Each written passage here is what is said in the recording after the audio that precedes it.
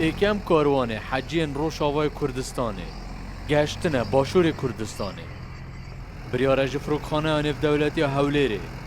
بچنه سعودیه بو ادا کرنا حجه کسو کارنوان لویره هاتینه پیشوازیه عدد حجاجية مجمار أواني شصد وشيست حجي تقريبا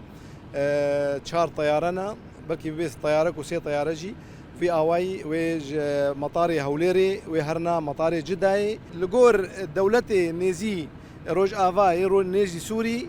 دي سيامج يواني كمترة يعني کاروان یکم 205 کسن کیف خوشن باعتنا خوب باورناکن ده کنگی گهن هرچند ده چوا چونه 4200 دلارن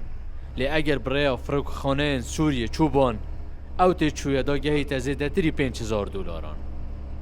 ام قلقي والله وقلتي ام قلقي بيرازينا الحمد خدي سروه تکلیفه نبویه که حتی هم بین و بچنو نا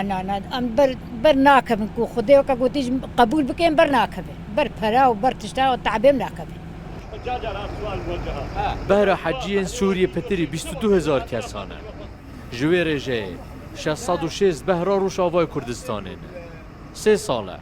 برای فروکخانه آنف دولتی هولیره دچنه حجی یکم کاروان حجین روش آوای کردستانه ده دری سنوری پیش آبیره داد ویره را در بازی هرما کردستانه بون چاوره چند روشت به دا کاروان وان تمام ببیتو برای فروکخانه هولیره آنف دولتی بو ادا کرنا حج بچنه سعودیه او دبیجن تیچود ویره را ججه هندی بوان ارزان تره